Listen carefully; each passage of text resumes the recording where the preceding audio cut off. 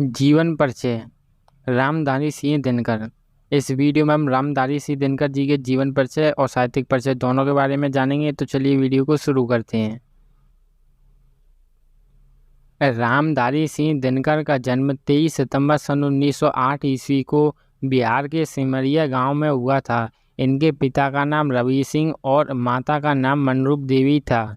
दिनकर के पिता एक साधारण किसान थे और जब दिनकर 2 वर्ष के थे तब इनके पिता की मृत्यु हो गई। इसीलिए दिनकर और इनके भाई बहनों का पालन पोषण इनकी विधवा माँ ने किया था। इनकी प्रारंभिक शिक्षा गांव की पाठशाला से प्रारंभ हुई। इनका विद्यार्थी जीवन अत्यधिक कठिनाइयों से भरा रहा। रामधारी सिंह दिनकर का जन्म 23 सितंबर सन 1908 ईस्वी को बिहार के सिमरिया गांव में हुआ था। कहाँ पर? बिहार के सिमरिया गांव में 23 सितंबर सन 1908 ईस्वी को रामधारी सिंह दिनकर का जन्म हुआ था। इनके पिता का नाम रवि सिंह था और जो इनकी माता जी थी उनका नाम मनरूप देवी था।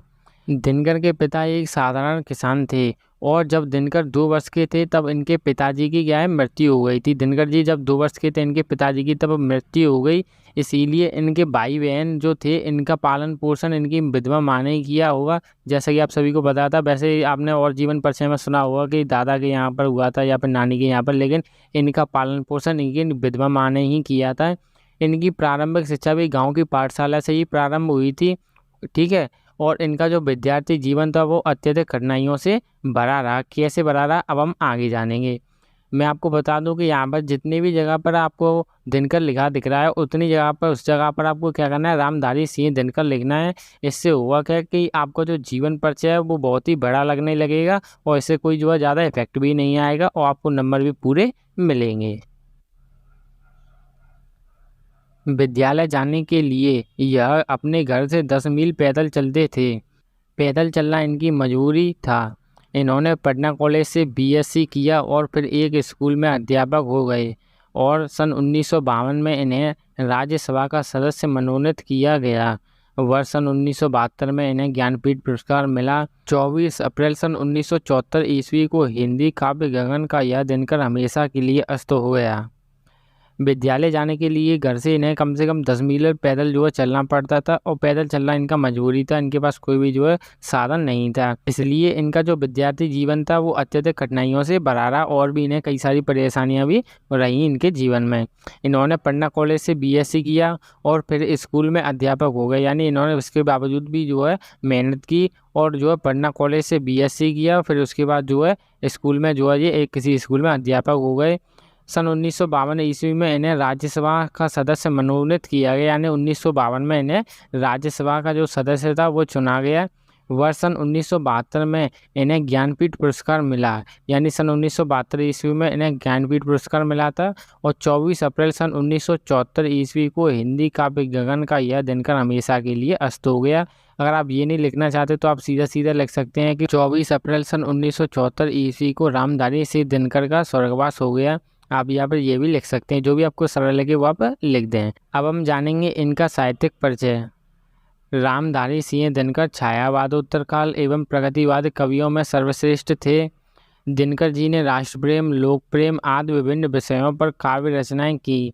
इन्होंने सामाजिक और आर्थिक समानता एवं शोषण के खिलाफ कविताओं की रचना की।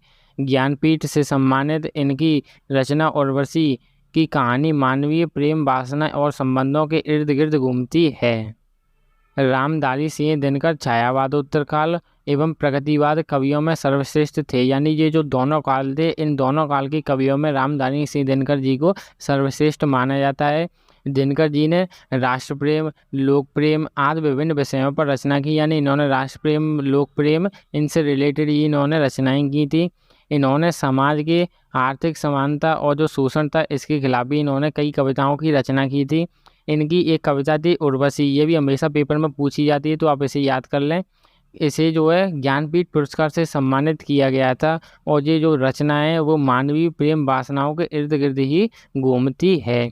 ये जो हो गया आपका रामधारी सिंह दिनकर जी का साहित्यिक परिचय। साहित्यिक परिचय ज़्यादातर छोटा सा ही लिखा जाता है, ज़्यादा बड़ा लिखने की कोई ज़रूरत नहीं है कि आप जितना बड़ा जीवन परिचय लिखे उतना ही बड़ा आप जो है साहित्यिक परिचय लिखे।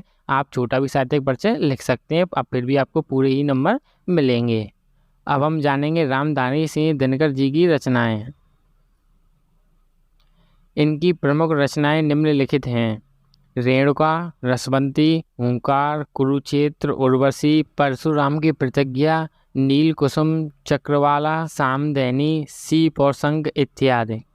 ये सारी आपकी जो है रामधारी सिंह दिनकर की रचनाएं। इन रचनाओं में से जो है कई बार एक नंबर के क्वेश्चन में भी पूछ लिया जाता है कि जैसे परशुराम की प्रतिज्ञा के लेखक का नाम लिखिए, तो ये सारी रचनाएं एक नंबर के क्वेश्चन में भी आ सकती हैं। उर्वशी रचना ये तो आपकी 100% आनी ही आनी है, तो इसे अच्छी तरीके से इन रचनाओं को याद कर लें और अपना जो जीवन परिचय लिखने के बाद में इनमें से 3 से 4 रचनाएं अपने जीवन परिचय के नीचे जरूर लिखें।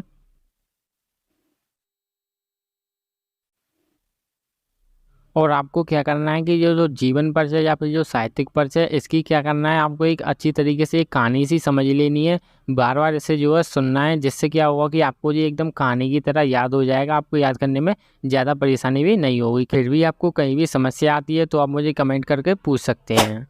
वीडियो अच्छी लगी हो तो वीडियो को लाइक करें, चैनल पर नए तो सब्सक्राइब करें। धन्यवाद।